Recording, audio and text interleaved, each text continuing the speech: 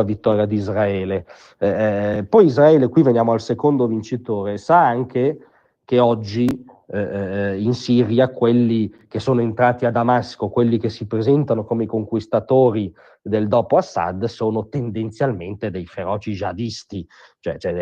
l'attuale leader Ajolani era dentro Al-Qaeda, ha lavorato anche con l'ISIS, e quindi Israele non a caso ha rischierato dopo tantissimo tempo delle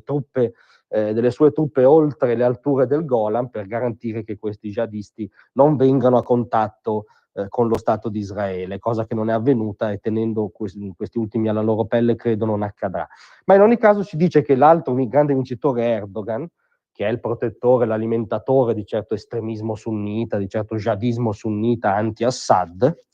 e questa è la componente inquietante, perché come dire, sappiamo chi sono questi signori e non ci vendano, come tentano oggi alcuni giornaloni, la fola dei moderati e dei tale buoni, a cui francamente non crede nessuno. La spallata a Damasco l'hanno data truppe jihadiste riferibili a Erdogan, che coltiva ambizioni imperiali su un pezzo di Siria, e questo è un elemento inquietante sicuramente. Per fortuna non siamo evidentemente i soli a percepirlo, perché ieri c'è da segnalare anche un bombardamento americano molto pesante su residue postazioni ISIS, che c'è ancora un frammento di ISIS in Siria, che è come dire: guardate che non ricostruite lo Stato islamico, e se ricostruite lo Stato islamico non possiamo non tenerne conto. Questo è il segno del rischio che attecchisca l'estremismo jihadista, ma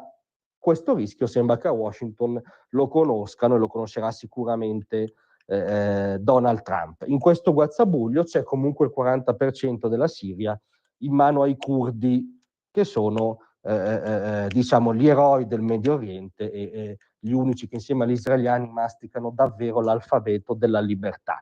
Questa è la mappa, è un bilancio ultra provvisorio perché è Medio Oriente e quindi tutto si può capovolgere nel suo contrario, tutti trattano con tutti, tutti fanno il triplo gioco. L'unico asse a cui ci si può appendere con certezza è l'alleanza tra l'Occidente e Israele. Grazie a tutti, vi aspetto stasera alle 18.